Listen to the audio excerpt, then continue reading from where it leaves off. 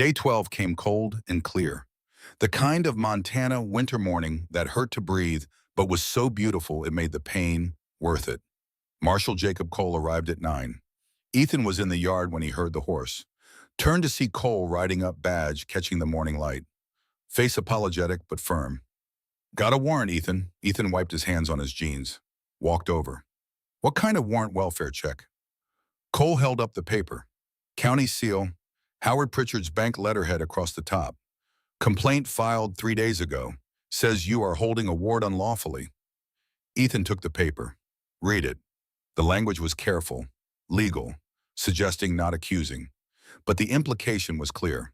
Who's the ward? Rose May Pritchard, niece of Howard Pritchard, orphan last June. Howard has legal guardianship. Ethan folded the paper, put it in his coat pocket. She came here in a blizzard, half dead from fever. I saved her life. Not arguing with you, Ethan. Cole's voice was low, steady. But Howard's filed for a formal guardianship hearing. Judge Warren arrives in 6 weeks. February 14th, Valentine's Day.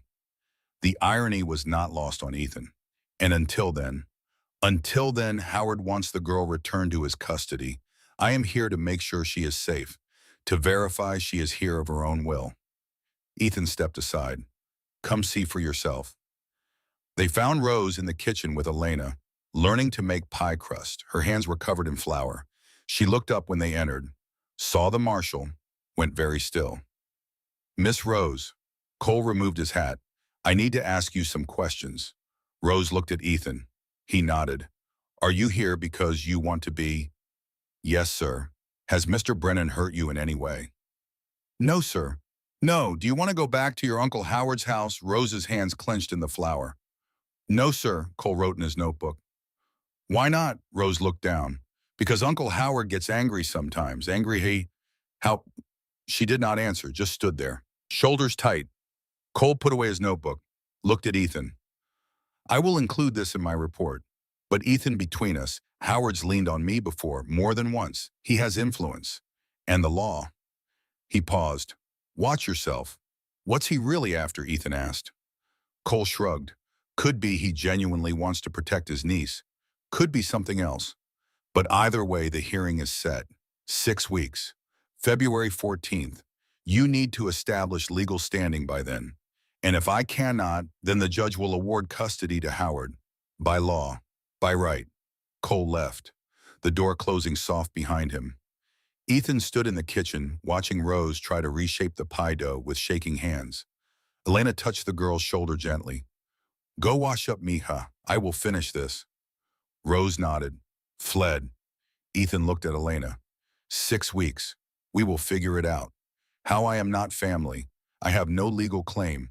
Howard has paperwork. A judge will rule in his favor. Elena was quiet for a moment. Then maybe you need to find out why Howard wants her so badly, and why she is so afraid to go back. Ethan thought about the bruises, about the locket, about the name William. I am going to town. Tell Rose I will be back for dinner. Be careful, Mr. Brennan. Ethan rode into town under a sky so blue it hurt to look at. The kind of day that mocked worry, that insisted everything was fine when nothing was.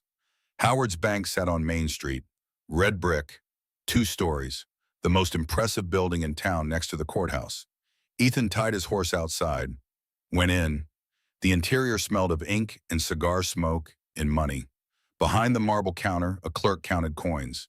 The sound of it rang thin in the high-ceilinged room. I need to see Howard Pritchard. Do you have an appointment? No, but he will see me. The clerk hesitated, then disappeared into the back. Came back 2 minutes later. Mr. Pritchard will see you. Howard's office was large, mahogany desk, leather chairs. Everything in its place. The man himself was 52, well-dressed, clean-shaven. The kind of face that inspired trust. That made you want to deposit your money and believe it would be safe. He stood when Ethan entered, extended his hand. Mr. Brennan, good of you to come. Ethan ignored the hand, stood his ground. Why did you send the marshal? Howard lowered his hand, sat back down. Because my niece has been missing for 2 weeks and I have reason to believe you are keeping her from her legal guardian. She came to me in a blizzard, nearly dead. I am grateful you saved her life. But that does not give you the right to keep her. She has bruises, old ones, new ones, belt marks on her back. Howard's face did not change. Rose is a difficult child, willful. Sometimes discipline is necessary. Ethan felt rage flash hot. That is not discipline. That is abuse. Howard stood, walked to the window, looked out at the street below.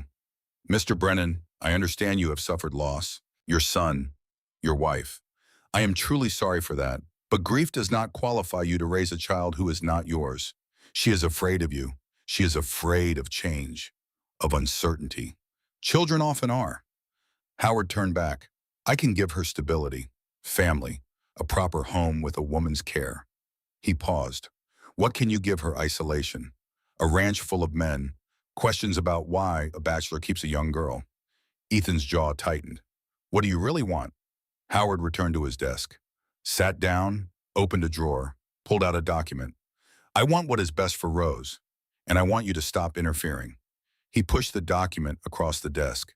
This is a formal relinquishment. Sign it, acknowledge you have no claim, return Rose to my care, and this whole unpleasant business ends. And if I refuse, then we go before Judge Warren in 6 weeks, and I assure you the law is on my side. Ethan looked at the document, at the blank line waiting for his signature. He thought about Rose in the stable, crying, asking if he remembered her. He thought about the locket, about William, about 20 years of silence and pride. Number Howard's jaw tightened just slightly. You are making this harder than it needs to be. Maybe, Ethan turned to leave. But I am making it. He stopped at the door when Howard spoke again. Mr. Brennan, this is not about the girl. Not really. This is about you trying to replace what you lost. But you cannot bring your son back by saving someone else's daughter. Ethan turned, met Howard's eyes directly, and saw something calculating there. Cold. Why do you really want her back? Howard's face went carefully blank. She is family. No, Ethan stepped closer. Family does not leave belt marks. Family does not make a child so afraid she runs into a blizzard rather than stay home. So I will ask again. Why? Howard stood. We are done here. Ethan left. But the question stayed with him all the way back to the ranch. All through dinner. All through the evening. What was Howard hiding day 14? 2 weeks since Rose arrived. Ethan was in his study after supper going through old ranch records looking for something, anything, some connection he had missed. The ledgers went back 20 years. Every transaction, every sale, every loan. He found it on page 47, dated 1878. William Pritchard borrows $500 from Ethan Brennan for homestead purchase. Coldwater settlement. Payable in 5 years. Ethan stared at the entry, at his own handwriting from 6 years ago, at the name William Pritchard. His brother had come to him, asked for money, and Ethan had given it without question, without asking why William was using a different name, without saying all the things that needed to be said. The loan had never been repaid. Ethan had never asked for it, had written it off as the price of pride. But now it meant something else. There was a knock at the door. Come in. Rose entered, hesitant. Can I watch you doing your numbers? Ethan looked at her, at the child who knew his brother's lullaby, who had his brother's photograph, who asked questions that cut too close. Ain't much to see, just old business. Papa used to do numbers before bed. He said they told stories if you knew how to listen. Something in Ethan's chest tightened. He pulled out the chair beside him. Sit. She climbed up, small enough that her feet did not touch the floor. Ethan showed her the entries, explained the columns, the careful accounting. Rose leaned close, studying. Then her finger stopped on a line. Why is this different? Ethan looked. The 1878 entry, the loan to William Pritchard. That is old business. But Rose was already reading, slow, careful, sounding out the bigger words. William Pritchard borrows $500 from Ethan Brennan for homestead purchase. Her finger stopped. She looked up at him. Who is William Pritchard? The fire popped. Outside, wind rattled the shutters. The clock ticked on the mantel. Ethan could lie, could deflect, could keep the secret locked tight. But those eyes, blue-gray, his brother's eyes. Did he pay you back? Rose asked. The question hung in the air. Innocent, devastating. Ethan reached to close the ledger, saw something pressed between the pages. A wildflower, dried, brown with age, the kind Margaret used to pick from the high meadow, the kind she pressed in books to remember. He closed the ledger, the leather cover settling with a soft sound. That is old business, little one. Water under the bridge. Rose nodded, but her eyes stayed on the ledger. Too smart for her own good. You are teaching me ranch work. Does that mean I am staying? Ethan studied her face. 7 years old, auburn hair catching the lamplight, blue-gray eyes that held secrets she was not telling. Do you want to stay? I do not want to go back to Uncle Howard's. The way she said it, flat, matter of fact, like stating a truth that could not be changed. Ethan thought about the bruises, about Howard's calculating eyes, about the question he kept asking. What do you really want? You are staying until we figure this out. Rose's shoulders relaxed. Just a fraction, just enough to notice. Can I learn more numbers tomorrow? You can. She slid off the chair, started toward the door, stopped, turned back. Mr. Brennan? Yeah. How did you know William was your brother? Ethan froze. The room went very still. Rose's face was pale, frightened, but determined. I did not say that William was your brother. You knew. Ethan stood, walked over to her and knelt down so they were eye level. How long have you known who I am? Rose's eyes filled with tears. Since Papa told me, before he died, and you did not say anything Papa said to wait, to make sure you were safe, to make sure you would not. She stopped. Would not what? Send me away. Ethan felt something crack open in his chest. This child, his brother's daughter, had been testing him for 2 weeks, watching, waiting, trying to determine if he could be trusted. I am not sending you anywhere. Rose nodded, wiped her eyes. But you need to tell me the truth now, all of it. Why did your father send you to me? What is Howard really after? What are you afraid of? Rose looked down at her hands, at the floor. When she spoke, her voice was so quiet Ethan had to strain to hear. Papa hid something before he died. Something Uncle Howard wants very badly. Papa said if anyone ever found it to bring it to you, because you would know what to do. What did he hide? The truth about who killed Mama, about why we had to hide, about everything. Where is it? Rose looked up. In the well, at our old homestead. Papa put it there the night before the wagon accident that killed your father. Rose's face hardened. It was not an accident. Uncle Howard cut the brake cable. I heard him tell someone. I heard him say accidents happen on mountain roads. Ethan sat back on his heels, the room tilting. Howard killed William, his own brother-in-law, for something hidden in a well. What is it? What could be worth murder? Rose shook her head. I do not know. Papa never told me. Just said it was proof. Proof that would change everything. Ethan stood, walked to the window, looked out at the frozen landscape. Behind him he heard Rose move, heard her small footsteps cross the room. He turned. She was standing by his desk, looking at something.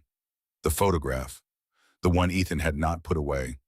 2 boys, Ethan and William, 1864. Rose picked it up, traced her finger over William's face. You look like him. Papa always said you did, said you had the same eyes, the same way of standing. She paused. He missed you, even after everything. He missed you. Ethan's vision blurred. He blinked hard. I missed him too. Rose set down the photograph, looked at Ethan. Are you going to help me? Get what Papa hid? Ethan thought about Howard, about the hearing in 6 weeks, about a child asking for help because she had nowhere else to turn. He thought about William, about 20 years of silence, about a loan never repaid and words never said, about how his brother had sent his daughter through a blizzard, had trusted Ethan to do what he had not done when William was alive. Be there, be present, be the brother he should have been. Yes, Ethan's voice was rough. I am going to help you. Rose nodded, walked to the door. Thank you. For the one night, she paused, and all the nights after. She left. Ethan stood alone with the photograph, with the ledger, with the weight of 20 years pressing down. He opened the ledger again, found the 1878 entry. William Pritchard borrows $500. Between the pages, the wildflower had fallen out. He picked it up. Brittle, fragile. Margaret had put it there 2 months before she died, before Samuel drowned. Before Ethan's world fell apart, she had looked at him with fever-bright eyes and said something he had thought was delirium. "You will be a father again. You will know by the wildflowers." He had thought she was talking nonsense. But now he understood. His hands shook. His chest hurt like something was breaking open inside. And for the first time since Margaret's funeral 5 years ago, Ethan Brennan cried. Not quiet, not dignified. The kind of crying that came from somewhere deep and unfinished. For his brother. For 20 years of silence.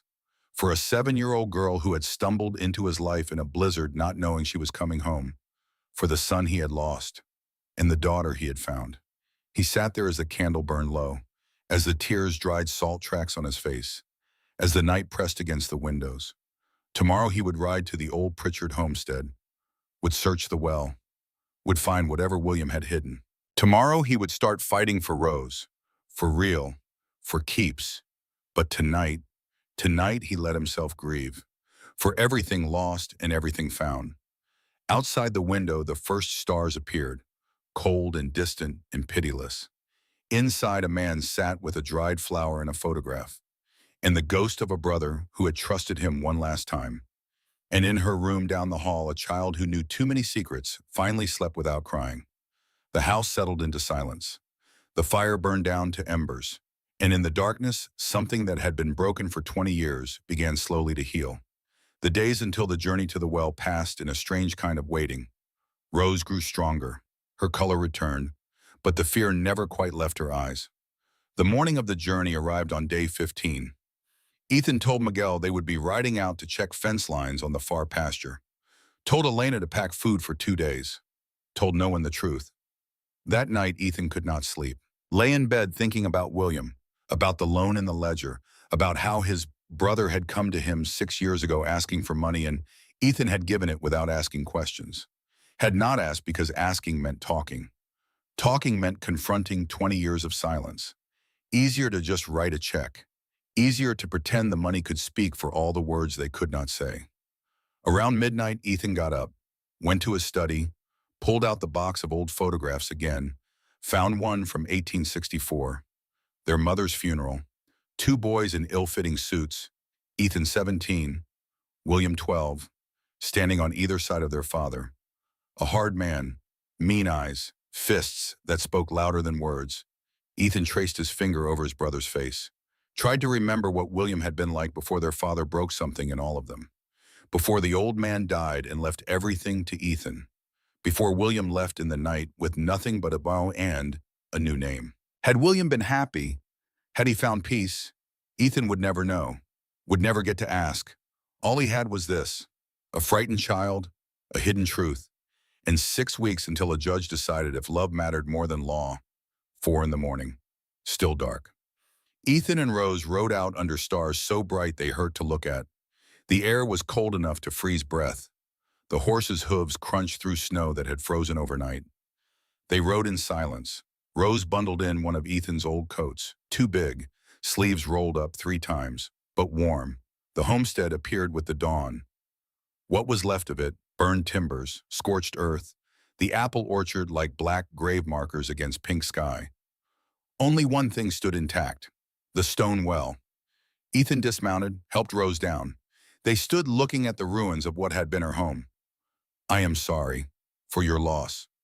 Rose did not answer, just walked toward the well. Ethan followed. The well was old, built when Montana was still wild territory. Stone walls thick enough to survive fire. Iron gate rusted but solid. Ethan pulled the gate open, peered down. 20 feet to water, maybe more. Dark, cold, the kind of darkness that swallowed light. He tied a rope to his saddle, checked the knot twice. "Stay here. If I call up you, run. Get Miguel. Understand?" Rose nodded, but her face was pale. Ethan lowered himself into the well, hand under hand, boots scraping stone. The temperature dropped 20 degrees down here. The world was ice and darkness and the smell of old water. He reached the bottom, water to his knees, freezing. His breath came out white. Ethan pulled out the lantern he had brought, struck a match. Light bloomed through shadows on circular walls. He searched, felt along the stones, looking for loose ones, for hiding places. There, 3 stones down from the waterline. One was different, newer, the mortar around it fresh. Ethan pulled his knife, worked it into the gaps. The stone came free after 5 minutes of prying. Behind it, a metal box, waterproof, sealed with wax. He grabbed it, called up, got it. Rose's small face appeared over the edge, silhouetted against blue sky. Ethan climbed back up, emerged into daylight, cold and soaked and shaking, but holding the box. They opened it there, in the ruins of Rose's old home, by the well where her father had hidden his last secret. Inside, papers wrapped in oilcloth, photographs, a letter, and pressed between the pages, dried wildflowers. The same kind Margaret used to pick.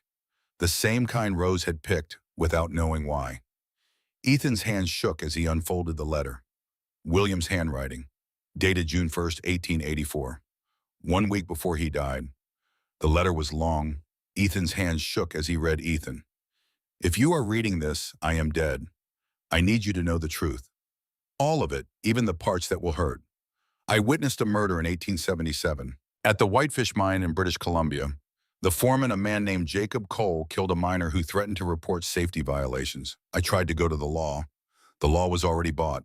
Judge Marcus Warren owns the mine through a shell company. So I ran, changed my name to Pritchard, hid my family. Howard Pritchard was never my brother-in-law. He is a business partner of the syndicate. He was tasked with keeping me quiet. The wagon accident was not an accident. I know that now. Ethan paused, breath catching, then read on. But I need to tell you about Margaret, about Samuel, about the lie that kept your son alive. Margaret came to me 5 years ago, pregnant with twins, terrified. She said you were becoming someone she did not recognize, someone angry, someone like your father. She begged me to help her leave, to take one of the babies, to raise him somewhere you would never find him. I said no at first. You are my brother. But then I saw the bruises on her arms. Not from you, she said, from falling, from being clumsy. But I knew I had seen our mother say the same thing. So I helped her, took Samuel after she gave birth, raised him as mine, told you he drowned, let you grieve a child who was alive. I am sorry, Ethan, but I was protecting him from what we both became, from what our father made us. Samuel is 12 now, smart, kind, nothing like us. He asks about you sometimes, about his real father. I tell him you were a good man who lost his way. Maybe that is true. Maybe you found it again. If Rose came to you, if you helped her, then maybe I was wrong. Maybe you are still the brother I remember, the one who protected me when father got mean, the one who took the beatings meant for me. We are in British Columbia, town called Whitefish. We will be there until the snow comes. Bring Rose if you can. She deserves to know her cousin. Samuel deserves to know his sister. I am sorry for the lies, sorry for the silence. Sorry I did not trust you, but mostly I'm sorry I did not tell you this. You were a good brother, and I loved you even when I could not say it. William. Ethan finished reading, sat very still, the paper trembling in his hands. Samuel alive, 12 years old, living in Canada with the brother Ethan had not spoken to in 20 years. Margaret dead, but not in childbirth. Later, somewhere else, from something the letter did not explain, and Ethan grieving a son who was not dead. Living a lie he had not known was a lie. He looked at Rose.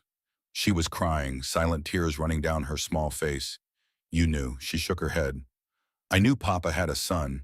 I did not know it was Samuel. Ethan stood, walked away from the well, toward the burned orchard, stood among the blackened trees and tried to breathe. Behind him he heard Rose's footsteps, small, hesitant. Mr. Brennan, I am sorry. It is not your fault. But if I had come sooner, if I had told you. Ethan turned, knelt down, took her shoulders gently. Listen to me. None of this is your fault. Your father did what he thought was right. My wife did what she thought was necessary. And he stopped. I gave them the reason to be afraid. The ride back to the ranch was silent. The truth from the well sat heavy between them. By the time they reached home, both knew everything had changed. The fight ahead would be harder than any blizzard, but they would face it together. The metal box was secured in Ethan's saddlebags. the truth inside it heavier than gold. By the time they arrived at the ranch, it was late afternoon, the sun already setting, winter days too short for the work that needed doing. Miguel met them in the yard, his face worried. "Boss, you got a visitor. Been waiting 3 hours. Who, woman?" Would not give her name. Just said she knew your wife. Ethan's gut tightened. He dismounted, handed the reins to Miguel. "Where is she in the house?" Elena gave her coffee. Ethan walked to the house, Rose following. They entered through the kitchen. Elena was at the stove. She turned when they came in, her face strange. "She is in the front room." Elena's voice was quiet. "Be careful, Mr. Brennan. That woman, she knows things." Ethan walked through into the front room where the fire was burning and the evening light was fading. A woman sat in the chair by the window, 35, maybe 40, dark hair streaked with gray, dressed in black like mourning, like grief made permanent. She stood when Ethan entered. Her eyes found his face. Held. Ethan Brennan. It was not a question. She knew who he was. "Who are you, Helen?" "Helen Winters. I was Helen Carson before I married." The name meant nothing. Ethan shook his head. The woman smiled, said, "Carson was my married name. Before that, I was Helen Blackwell." Still nothing. "Before that," Helen's voice dropped, "I was Margaret's sister." The room went very still. Ethan stared at this woman, searching for resemblance, finding it in the eyes, in the shape of the mouth. Margaret had talked about a sister once. Back east. They had been estranged. Some family argument Margaret never explained. "Margaret is dead. I know." Helen sat back down. "I got the telegram 5 years ago. I came as fast as I could. But by the time I arrived, you had already left town, sold the house, disappeared. What do you want?" Helen looked at Rose standing in the doorway, then back at Ethan. "I want to tell you the truth about your wife, about why she left, about what she was running from. She died in childbirth. There is nothing more to tell." Helen shook her head. "No, she did not. Margaret did not die in childbirth, Ethan. She lived. She took both babies and ran. Lived in Oregon for 2 years before consumption took her. She died in 1881, 3 years ago now." Ethan felt the ground shift. 2 years. Margaret had lived 2 more years, somewhere he could not find her. "Why are you telling me this? Because..." Helen reached into her bag, pulled out a bundle of letters. "Because she wrote to me every month. Told me everything. And in her last letter," she paused, "she told me about Samuel." Ethan's hands clenched. "What about him? That he was alive, that your brother was raising him." Helen's voice was gentle, but the words cut like knives. "That she had given him away to keep him safe from you." "Safe from me," Ethan repeated. "I never hurt my son, no, but Margaret thought you might, eventually. She saw your father in you, Ethan, saw the anger, the control, the way you could not let things go. She was terrified you would become him." "I am not my father, I know." Helen leaned forward. Margaret knew too, eventually. That is why she wrote in her last letter that she had made a mistake, that taking Samuel was wrong. But by then she was dying, could not come back, could not fix it. Ethan sat down hard, the weight too much. "Why are you here now after 5 years? Helen pulled out another paper. A photograph. Recent. The edges still crisp. "Because 3 months ago I got this from your brother." She handed it to Ethan. The image was clear, sharp. William, older, weathered, but unmistakably his brother, standing beside a woman Ethan did not recognize. And between them a boy, 12 years old, dark hair, blue eyes, Samuel's eyes. Ethan's vision blurred. He blinked hard, forced himself to see. The boy was smiling, happy, healthy, alive. On the back, William's handwriting. "Samuel is safe. Do not come looking." Ethan turned the photograph over. Read it again. "Do not come looking." His brother, keeping Samuel from him. Even now, even after death. "Why did William send this to you?" Helen's face was sad. "Because Margaret asked him to, in case something happened to him. He was supposed to send it to me. Let me know Samuel was okay. Let me decide whether to tell you." And you decided yes. Helen nodded. "Because Howard Pritchard came to me 2 weeks ago, looking for Rose, looking for anything connected to William. He offered me money, threatened me when I said no." She paused. That man is dangerous, Ethan. And whatever he wants, it is not just about guardianship. Ethan looked at the photograph again, at his son's face. 5 years lost. 5 years of grief for a child who was alive. Rage built in his chest, hot, choking, the old familiar feeling. The one Margaret had feared. He stood, walked to the fireplace, gripped the mantle, forced himself to breathe. Behind him, Helen spoke softly. Margaret was wrong about you, Ethan. I see that now. You are angry, but you are not him. You are not your father. How do you know? Because your father would have thrown me out, would have raged, would have broken things. Helen paused. You are just standing there trying to control it, trying to be better. That is what makes you different. The trying. Ethan turned, looked at this woman, his dead wife's sister, bearer of truths he did not want. Where is William now? Really, Helen hesitated. Then I do not know. The photograph came from British Columbia, but there was no return address. Just the image, the message, nothing more. So my brother is alive somewhere with my son, and I have no way to find them. Helen stood, walked over, put a hand on his arm. Howard knows where they are. How do you know? Because he asked me if I knew about Whitefish, asked if Margaret ever mentioned it. Ethan's head snapped up. Whitefish small town in British Columbia, near the border. Helen's voice was careful. Margaret mentioned it once, said William was thinking of settling there. Ethan pulled away, walked to the window, looked out at the darkening sky. Howard knows where my son is. Howard who killed my brother. Howard who wants Rose for some reason I do not understand. The pieces were there, but they did not fit. Not yet. Behind him, Rose spoke for the first time. The mine. Ethan turned. What in Papa's letter? He said Howard was part of a mining syndicate. What if, Rose's eyes widened, what if the mine is near Whitefish? Helen inhaled sharply. That would explain it. If William witnessed something there, if he has evidence, Howard would need to find him, to silence him. And Rose, Ethan said slowly, is leverage. If William is alive and hiding, threatening his daughter would bring him out. They all stood in silence. The truth settling. Ugly, brutal, simple. Howard was using Rose as bait to draw William into the open, to finish what the wagon accident had failed to do. Helen broke the silence. What are you going to do? Then he looked at the photograph of Samuel, at the boy who should have been here, should have grown up knowing his father. I am going to keep Rose safe. I am going to stop Howard. He paused. And then I am going to find my son.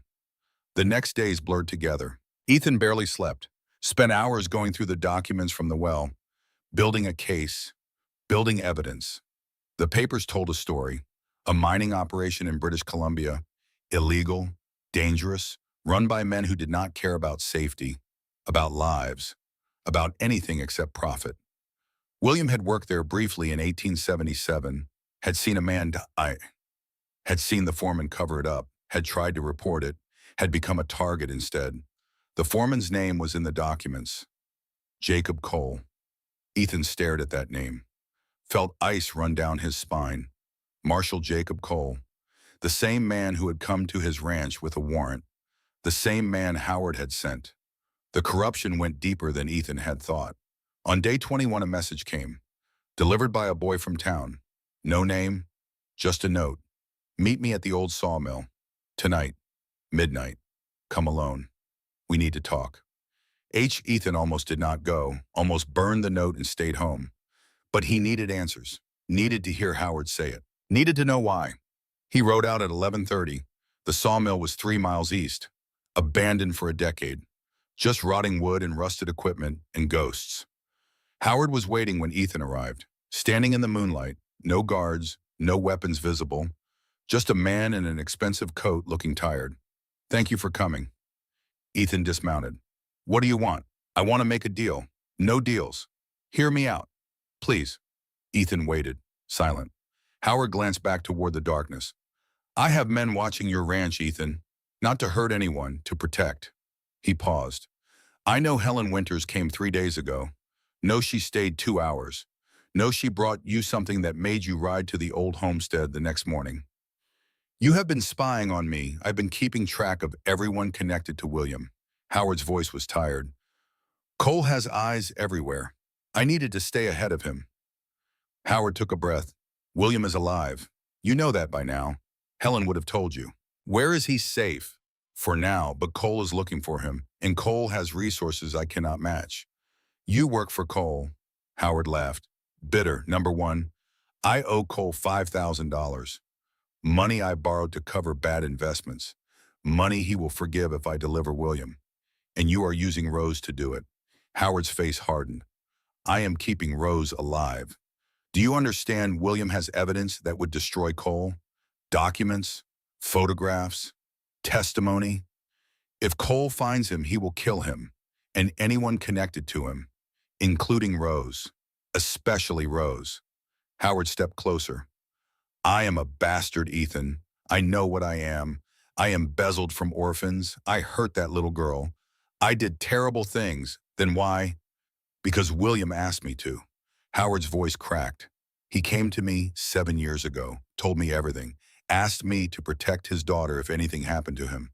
I said yes. So you abused her, burned her, locked her in cellars. Howard's hands shook. I made her hard, made her careful, made her someone who could survive if I failed. He looked at Ethan. You think I enjoyed it? You think I slept well? Most Rose is alive. William is alive.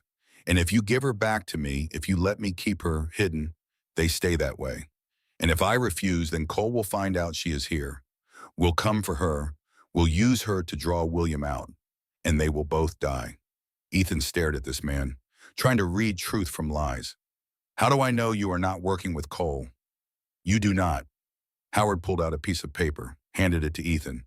But here is the deed to my house, the bank accounts, everything I own. If I betray you, if Rose gets hurt, it all goes to her. Ethan looked at the deed. Legal, notarized. Rio, why would you do this? Howard's voice was quiet. Because I made a promise to a man who was the closest thing I had to a brother. And I keep my promises, even when they cost me everything. Ethan folded the deed, put it in his pocket. I need time to think. You have 4 weeks until the hearing.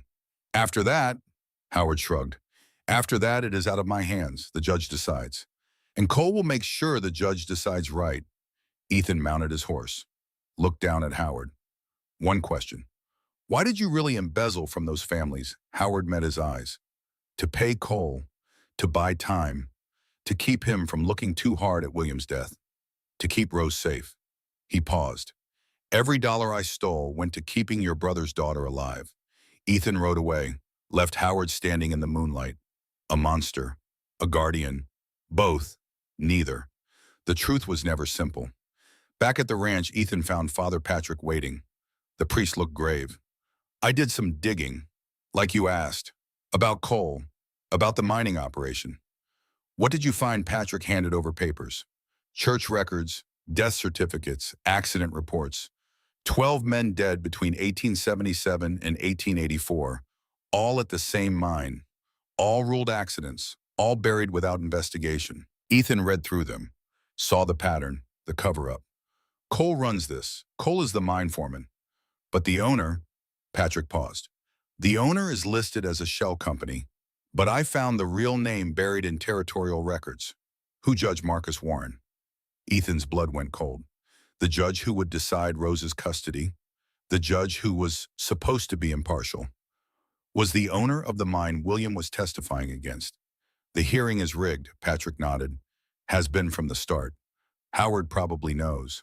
Probably why he is so certain you will lose. Ethan stood, paced, thought. Can we prove this? Can we show the judge is compromised, not in 4 weeks, not without getting people killed? Patrick's face was grim. These are powerful men, Ethan.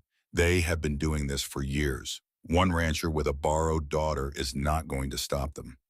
Ethan stopped pacing, looked at the priest. Then I need to do something they do not expect. What? Ethan walked to his desk, pulled out paper, started writing. I need you to send a telegram to British Columbia, to Whitefish, address it to William Brennan. What will you say? Ethan finished writing, handed it to Patrick. The priest read it, his eyes widened. He stopped. This is dangerous, I know. They will come for you, I know. Ethan's voice was steady. But I am done hiding, Done letting fear make choices. If William is alive, if my son is alive, then they deserve to know someone is fighting for them. Patrick folded the telegram, put it in his pocket. I will send it tonight. God be with you, Ethan. After he left, Ethan sat alone in the study, staring at the fire. Tomorrow he would tell Rose the truth about Samuel, about Margaret, about all of it. Tomorrow they would start preparing for a fight he could not win, against men he could not beat, for a child who was not his blood, but was becoming his heart. Tomorrow. But tonight he allowed himself to hope, to believe that somewhere in Canada his brother was reading a telegram, learning that someone still cared, that family, real family, did not give up. The fire burned low, the night pressed close, and in her room Rose slept, dreaming of fathers both lost and found, of uncles who protected and uncles who hurt, of a future that was still being written. Day 26. Ethan woke to find Rose already in the kitchen. She had made coffee, badly, but the effort mattered. They sat together in the pre-dawn darkness. Words felt unnecessary. Just presence was enough. Finally, Ethan spoke. I need to tell you something about Samuel. Rose looked up. Papa's son, my son, Ethan corrected. He is alive, Rose, living in Canada with your father. Rose's eyes widened. But you said he drowned. I thought he did. But it was a lie, to protect him. From me. From you, Ethan nodded. Your Aunt Margaret, my wife. She thought I was becoming dangerous, like my father. So she gave Samuel to William. Told me he died. Rose was quiet. Then were you dangerous? Ethan looked at this child. These eyes that saw too much, I do not know. I was angry, controlling, harsh. But I never hit Samuel, never hurt him. He paused. But Margaret saw the potential, saw what I could become, and she was right to be afraid. Papa said you were good. Ethan smiled, sad. Your papa forgave easily, too easily maybe. Rose reached across the table, put her small hand on his. Do you want to see Samuel again? More than anything, then we will find him. After the hearing, after we beat Uncle Howard, we will go to Canada and find them. Ethan looked at her hand on his, so small, so fierce. Are you afraid of the hearing? Rose nodded. But I am more afraid of going back, of Uncle Howard, of not knowing if you will come for me. Ethan turned his hand over, squeezed hers gently. I will always come for you. Always. They sat like that as the sun rose, as the light filled the kitchen, as Elena came in and saw them and quietly left them alone. Two people, not related by blood, connected by choice, by loss, by the slowly growing belief that family was something you built, not something you were born into. Outside the window, the world was white and cold and waiting. Inside, for the first time in years, Ethan Brennan felt something that might have been hope. The days until the hearing crawled. Ethan worked the ranch, taught Rose to ride better, to rope, to read the sky for weather. They did not talk about the hearing, did not discuss what would happen if they lost. Instead, they lived moment to moment, finding small joys in morning coffee and evening fires, and the simple fact of being together. On the night before the hearing, Ethan found Rose in the stable. She was sitting with the horses, her favorite mare, just sitting, not crying, not speaking, just being. Ethan sat down beside her. The hay prickled through his jeans. The smell of horses and leather comforting in its familiarity. They sat without speaking. Minutes passed. The sky darkened from orange to purple to deep blue. Neither felt the need to fill the quiet. Finally, Rose spoke. Do you ever wish I had not come? Ethan studied her face. 7 years old, too thin still, but getting healthier, eyes that held too much knowledge. But also growing hope. Never, not once, even though it is hard. Even though you might lose it, especially because of that. Ethan paused, choosing words carefully. Before you came, I was existing, going through motions, waiting to die without admitting that is what I was doing. And now I am living, scared, angry sometimes, confused often, but living. Rose leaned against his shoulder, small weight, trusting. If we lose tomorrow, if I have to go back, promise me something, anything. Promise you will not stop living. Promise you will go find Samuel. Build a family. Be happy. Ethan's throat closed. He pulled her closer. I promise. But we are not losing. Not if I have anything to say about it. Outside the stable, the night was clear. Stars bright enough to cast shadows. The kind of Montana night that made you believe in something bigger than yourself. Tomorrow would come. The hearing would happen. The judge would decide. But tonight they had this, each other, the quiet, the hope that maybe, just maybe, love would be enough. February 14th, Valentine's Day. The irony sharp as broken glass. The courthouse was packed by 7 in the morning. 80 people crammed into a space meant for 40. Standing room only. The whole town come to witness. Ethan arrived at 8, Rose beside him in a dress Elena had sewn. Simple, blue, dignified. The girl walked with her head high, shoulders back, trying to be brave. They took their seats at the defendant's table. David Morrison shuffled papers, nervous energy barely contained. Across the aisle, Howard sat alone. No lawyer, no support, just a man in an expensive suit, looking tired, looking old. Their eyes met. Howard nodded once, slight, in acknowledgement of what was coming. At 8:30, Judge Marcus Warren entered, 70 years old, territorial judge for 3 decades, face like carved wood, eyes that gave nothing away. But Ethan knew this man owned the mine, knew this man wanted William dead, knew this hearing was theater designed to reach a predetermined conclusion. All rise.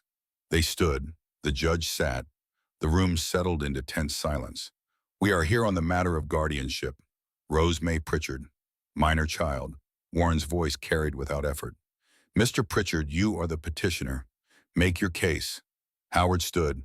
No papers, no notes, just a man about to destroy himself for a promise. Your Honor, I withdraw my petition for guardianship. The courtroom erupted, voices raised, confusion spreading like fire. Warren's gavel came down hard. 3 times, order, silence. The room fell quiet, waiting. Mr. Pritchard, you are withdrawing, Your Honor. Furthermore, Howard's voice was steady. I wish to make a full confession to crimes I have committed, to abuses I have perpetrated, to everything I have done in the name of protecting a child I failed. The judge leaned forward. This is highly irregular. This is necessary.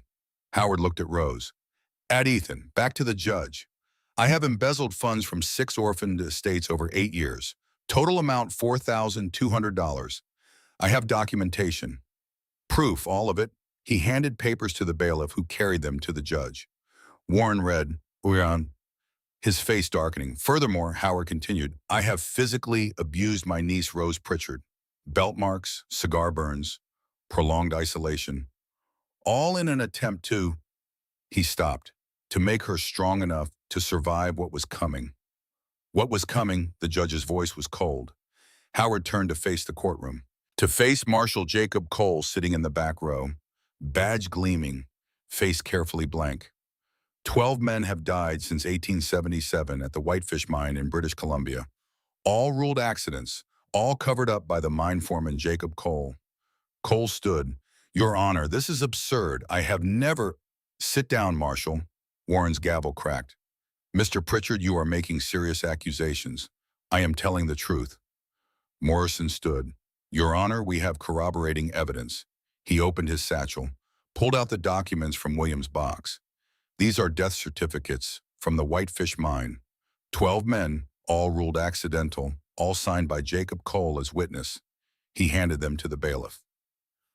Furthermore, Morrison continued, we have photographs, eyewitness testimony recorded by William Brennan before his death, and financial records showing payments from a shell company owned by, he paused, by this court. The courtroom exploded. Warren's gavel came down hard. Howard pulled out more papers from his own coat. William Brennan, formerly William Pritchard, my brother-in-law, witnessed a murder at that mine in 1877. The foreman Jacob Cole killed a worker who threatened to report safety violations. William tried to go to the law. The law was already bought. More murmurs. Cole's face gone pale. William went into hiding, changed his name, started over. But Cole found him last June. Howard's voice cracked. Cut the brake cable on his wagon. Made it look like an accident, Your Honor. Cole stood again. This is slander. I said, sit down. Warren's voice was thunder. Cole sat, trapped, knowing where this was going. Howard continued, I was tasked with finding William's daughter, using her as leverage to draw him out. I took custody. I hurt her. I did terrible things. He looked at Rose. Tears ran down Howard's face. Unashamed. Raw. Because I thought if I made her hard, made her cruel, she would survive when I could not protect her anymore. But I was wrong. She did not need to be hard. She needed to be safe. And the only person who could keep her safe, Howard turned to Ethan, was her uncle Ethan, a man I have wronged, a man whose brother I failed to save. I am guilty of embezzlement, of fraud, of child abuse. I deserve prison. I deserve worse. But that child deserves family, real family. Someone who chooses her not out of obligation or fear, but out of love. He sat down, broken, finished. Judge Warren was silent for a long moment, reading the documents, his face unreadable. Then he looked up, at Cole, at Howard, at Ethan and Rose. Marshal Cole approached the bench. Cole did not move. Now Marshal. Cole stood, walked forward, each step waited. When he reached the bench, Warren spoke quietly. But in the silence of the courtroom, every word carried. How much of this is true? Cole's jaw worked. None of it. Howard Pritchard is a liar and a thief. Then you will not mind if I order an investigation into the Whitefish mine, into the accident reports, into your financial records. Cole went very still. I thought not. Warren gestured to the bailiff. Take him into custody, charges pending investigation. Your Honor, you cannot. Cole started. I can and I am. The gavel came down. Bailiff. Two men moved forward, grabbed Cole's arms. He struggled, fought, knocked one man down. Then Ethan was there, moving fast, grabbing Cole, slamming him against the wall. You killed my brother. Cole smiled. Vicious. Cannot prove it. Maybe not. Ethan's voice was ice. But you just tried to assault an officer. That I can prove. He stepped back, let the bailiffs take Cole, watched as they dragged him from the courtroom, the man's protests fading as the doors closed. Ethan returned to his seat, his hands shaking, the old anger there, but controlled, channeled, used for something other than destruction. Judge Warren waited until order was restored, then looked at Morrison. Mr. Morrison, your client wishes to adopt Rose May Pritchard. We do your honor. Morrison stood. But we have discovered that Rose's father may still be alive, living in British Columbia. If that is the case, then guardianship should go to the biological parent. Warren nodded. Do you have proof of this? Morrison handed over William's letter. The judge read it, his face softening slightly. This claims William Brennan is alive, claims he sent his daughter to his brother for protection. He looked at Rose. Miss Pritchard, do you believe your father is alive? Rose stood, small, brave. I do not know, sir. I hope he is. But even if he is, she looked at Ethan. I want to stay with Uncle Ethan. Why? Because he chose me when he did not have to, when it was dangerous and hard and everyone told him not to. Rose's voice was steady. Papa told me family is not blood. It is who shows up, who stays, who fights for you. She paused. Uncle Ethan showed up. The courtroom was silent. Judge Warren studying this 7-year-old child with ancient eyes. Mr. Brennan approached. Ethan stood. Walked to the bench. Warren spoke quietly, just to him. I know what Howard said about the mine, about my involvement. His voice was tired. It is true, I own that mine. I looked the other way when I should not have. Ethan said nothing, just waited. But that child. Warren looked past Ethan to Rose. She deserves better than my corruption. Better than this broken system. He paused. I am granting you full custody, with conditions. What conditions if William Brennan is found alive? If he wants his daughter back? You will not fight him. You will do what is best for Rose. Not what is easy, not what you want. What is best? Ethan met the judge's eyes, agreed. And you will get help. Talk to someone. Deal with your anger, your grief. Become the man that child believes you are. I will. Warren nodded, returned to his seat, raised his voice for the courtroom. In the matter of Rose May Pritchard, I am granting full custody and adoption rights to Ethan Brennan. Effective immediately. The gavel came down. The courtroom exploded. Cheers, tears, people surging forward. Ethan turned, saw Rose running toward him, caught her, lifted her, held her while she cried into his shoulder. "We did it," she whispered. "We really did it. We did." Rose pulled back, looked at him with those blue-gray eyes that saw too much. "Now you can go find them." Ethan went still. "What's Samuel and Papa? They are waiting for you in Canada." Rose's voice was steady, stronger than a 7-year-old should sound. "You won. I am safe. So now you can go be with your real family. You are my real family, I know." Rose smiled, small, sad. "But Samuel has been waiting 5 years. He does not even know you. He needs you more than I do right now." Ethan knelt down, put his hands on her shoulders. "Listen to me. I am not leaving you. Not now, not ever. We won this together. We stayed together. But what about Samuel?" Ethan pulled her close. "Then we bring them here, to us." He paused. "Family does not mean choosing one person over another. It means making room for everyone." Rose was quiet. "Then you promise?" "I promise. We will write to them tonight. Tell them to come home." Rose nodded, hugged him tight. "Okay." Around them, the crowd pressed close. Elena touching his arm in congratulation. Father Patrick offering prayer. Miguel shaking his hand so hard it hurt. But Ethan only saw Rose. This child who had stumbled into his life in a blizzard, who had broken open his carefully constructed isolation, who had given him reason to be better. Outside the courthouse, Howard was led away in handcuffs. He had confessed to everything, would go to prison, would lose everything. But as they passed, Howard looked at Ethan, at Rose, and smiled, genuine, relieved. He had kept his promise to William, to himself. The cost did not matter. The celebration lasted through the afternoon, but by evening, Ethan and Rose returned to the ranch, exhausted, overwhelmed, ready for quiet. They sat in the study, fire burning, evening light fading. A knock at the door. Elena entered. "Mr. Brennan, this came while you were gone." She handed him a telegram. "From British Columbia, from Whitefish." Ethan opened it, his hand shaking. "Message received. Samuel is safe. We are both alive. We will come to Montana when snow melts. Expect us in June. Thank you, brother, for fighting when I could not. For being there for my daughter. For being the man I always believed you could be. William." Ethan read it 3 times, the words blurring through tears. He did not try to stop. Rose looked up from her book. "What is it?" "It is," Ethan's voice broke. "It is your father. He is alive, and he is coming here. With Samuel." Rose's eyes went wide. "Really, really?" She set down her book, walked over, climbed into his lap like she was 5 instead of 7, held on tight. "Are you happy?" Ethan wrapped his arms around her. "Yes, terrified, but happy. Me too." They sat like that as the sun set, as the room grew dark except for firelight, as the weight of everything slowly settled into something manageable. William was alive. Samuel was alive. They would come, would be family again. But not immediately, not magically healed. June was 4 months away. 4 months to prepare, to figure out what reunion looked like when 20 years of damage needed mending. 4 months with Rose, learning to be a father to the daughter he had chosen before trying to be a father to the son who had been stolen.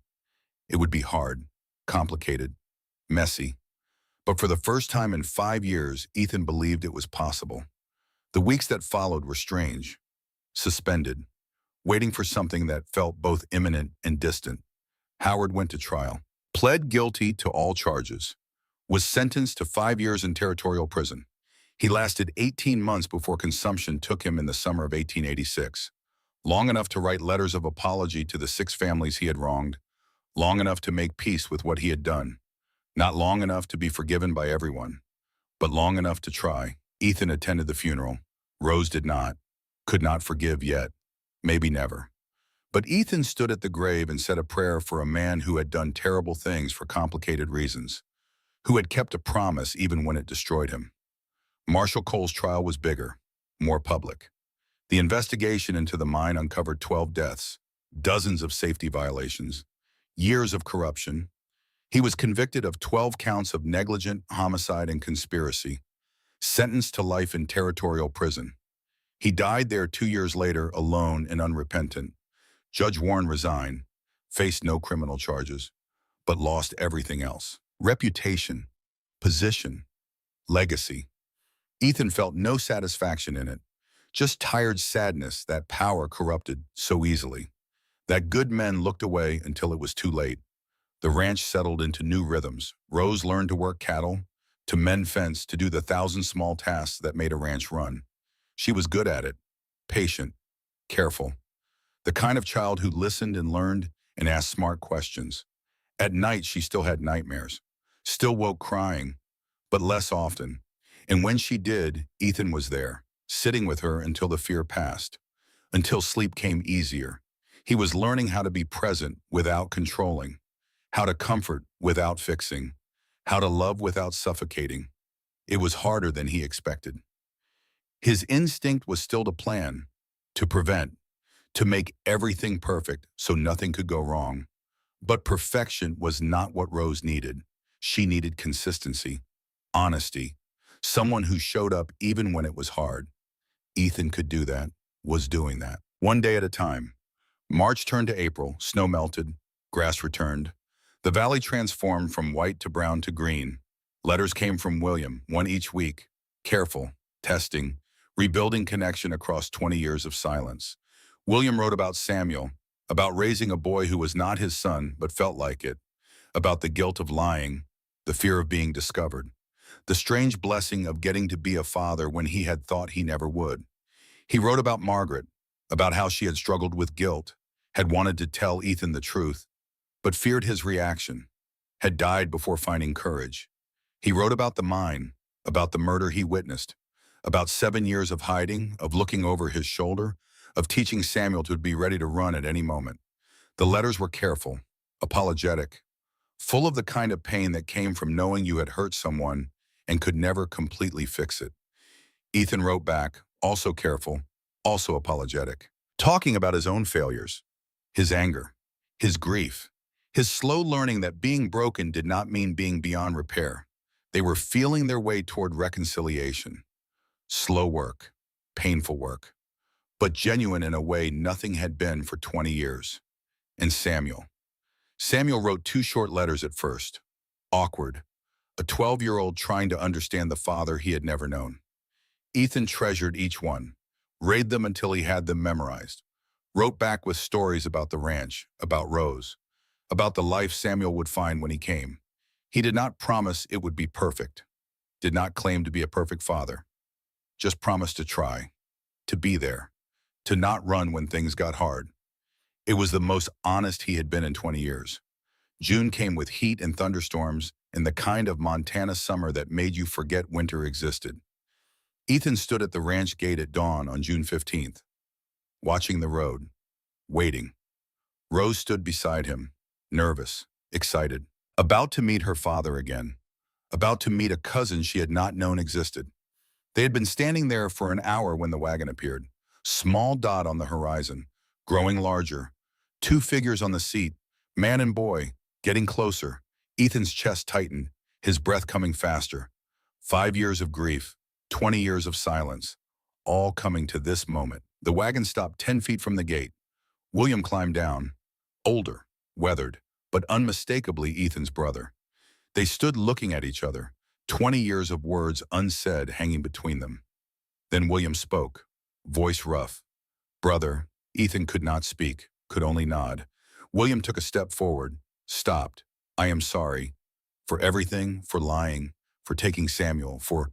Stop. Ethan's voice was barely a whisper. I am sorry too. William's face crumpled. He crossed the distance, pulled Ethan into a hug. 2 grown men holding on like drowning sailors, crying without shame. Behind them, Samuel climbed down from the wagon. 12 years old, tall for his age, dark hair, blue eyes, Ethan's eyes. The boy stood uncertain, not running to the stranger who was his father, not knowing what to do. Rose walked over, held out her hand. Hi, I am Rose, your cousin, sort of. Samuel took her hand, smiled, shy. Hi, come on, I will show you the horses. They are really cool. The 2 children walked toward the barn, leaving the men to their reunion. William pulled back, wiped his eyes. That is your daughter now. She is. You did good, Ethan. William paused. She is amazing. She saved my life. Ethan looked at his brother. You both did. You and Samuel. Gave me reason to be better. William nodded, looked toward the barn.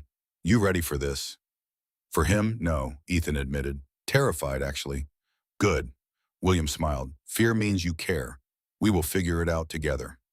They walked toward the house, slow, taking their time. There was no rush now. Just the rest of their lives to build something from the wreckage. Inside, Elena had prepared enough food for an army. The table groaned under the weight of it.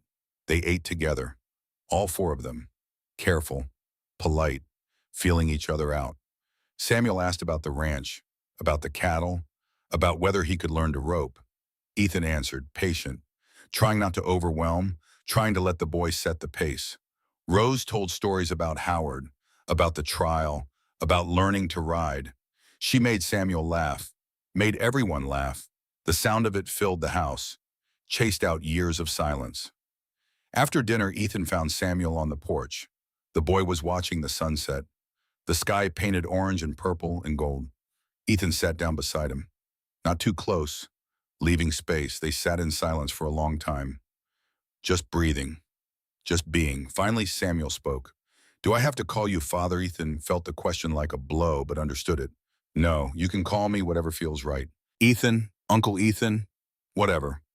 Samuel nodded, relieved, because I do not really know you. And Papa, Uncle William, I mean. He is the one who raised me, I know. And that is okay. Ethan turned to look at the boy. I do not expect you to love me, Samuel. Or even like me.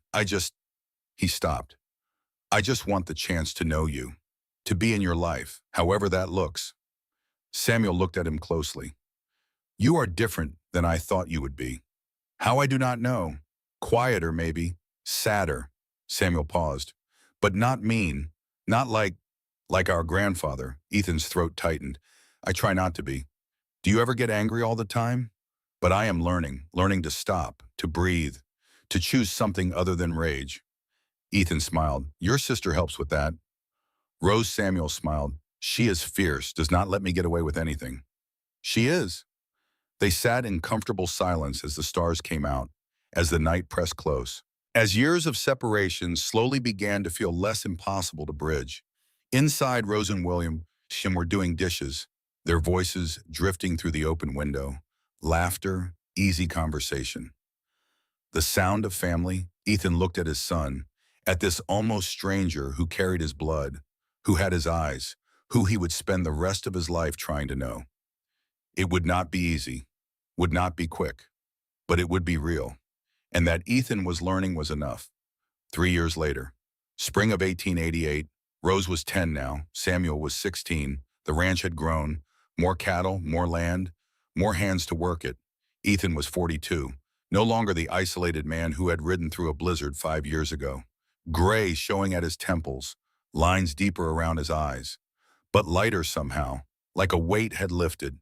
The house had changed too, no longer silent, no longer isolated. Now it was full, loud, alive with the chaos of family. William lived in the foreman's cottage, close enough to help, far enough to give Ethan space to learn fatherhood on his own terms. The brothers worked together, slowly rebuilding trust, slowly learning to talk about hard things, about their father, about their mother, about all the ways they had failed and were trying not to fail again. Perfection eluded them. They still fought, still misunderstood each other. Scars remained that would never fully heal, but they showed up, day after day, choosing family over pride, choosing connection over comfort. Samuel and Ethan had found their rhythm too. Not father and son exactly, something else, something neither of them had words for, but both recognized as valuable. They worked cattle together, fixed fence, broke horses, the ranch work providing structure for a relationship that did not fit traditional molds. Samuel called him Ethan, not father, maybe never father, and that was okay. Rose thrived, grew stronger, louder, more confident. She worked the ranch like she was born to it, kept books like a natural accountant, asked questions that made everyone think harder. She still had nightmares sometimes, still flinched at raised voices, still would not go near the root cellar where Howard had locked her, still woke screaming on the anniversary of William's supposed death. The scars on her arm had faded to white lines, but the ones inside were slower to heal. Some days she was the fierce 10-year-old who ran the ranch like she owned it. Other days she was small again, frightened, needing reassurance that Ethan would not send her away. But she was healing, slow, uneven, 2 steps forward and 1 back, building a life from the wreckage, one day at a time. On a Sunday in late spring, they planted trees, apple trees, 15 of them at the old Pritchard homestead. The whole town came to help. Father Patrick, Miguel and Elena, and all the ranch hands. Miguel had gray in his beard now, but his hands were still strong. Elena moved slower these days, her rosary still clicking at her waist as she supervised the planting. They had been there from the beginning, had watched this broken family slowly piece itself back together, had never stopped believing. People who had once whispered now showed up with shovels and saplings, in the kind of community that made hard things bearable.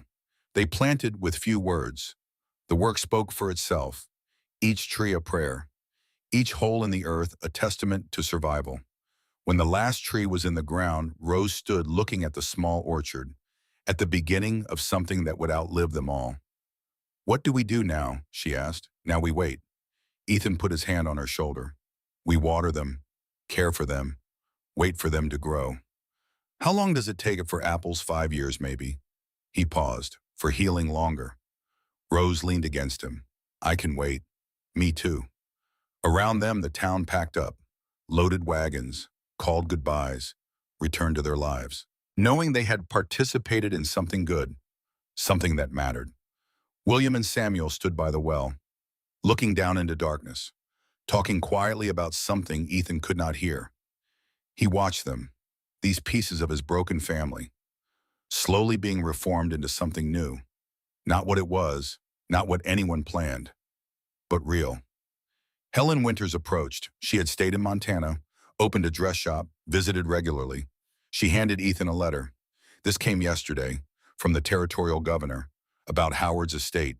Ethan opened it, read. The estate, what little Howard had left after restitution, had been willed to Rose, placed in trust until she turned 18. It was not much, maybe $300, but it was something. Howard's final apology, his last attempt to make right what he had made wrong. "Will you tell her?" Helen asked. "Someday, when she is ready." Ethan folded the letter, put it in his pocket. Helen nodded, looked at the apple trees. The wild flowers planted around them, purple and yellow, the kind Margaret used to love. "She would be proud of you. You know that." Ethan felt tears prick his eyes. "I hope so." "Not hope, no." Helen touched his arm. "You became the man she always believed you could be. You just needed the right reason." She walked away, left Ethan standing among the small trees, the fragile hope they represented. Evening came, the last stragglers left. Just family remained. The 4 of them, Ethan and William, Rose and Samuel. They sat on the porch of the rebuilt homestead. Small house, nothing fancy, but solid. A place Rose could claim as hers when she was older. A place that honored William's memory while building toward Rose's future. The sunset golden, painting the valley, the mountains, the apple orchard. Ethan looked at his family, broken and rebuilt, imperfect and present, everything he never knew he needed. Rose leaned against his shoulder. Samuel sat whittling. William told stories about their mother, about the good memories before everything fell apart. The night pressed close, stars appearing one by one. And Ethan thought about the blizzard, about a small girl asking for one night, about how one night became weeks, became months, became years, about how the hardest truths were the ones you ran from, but facing them, living through them, that was where healing lived. He pulled Rose closer, caught Samuel's eye, nodded at William. This was family, messy and complicated, hard-won and still healing, but theirs. And in the end, that was all that mattered. The price of silence had been 20 years of grief, of isolation, of lives lived separately when they should have been lived together. But the price was paid, the debts settled, What remained was this: evening light, family gathered, small trees growing, hope planted in earth that had known fire. It was enough, more than enough. It was everything.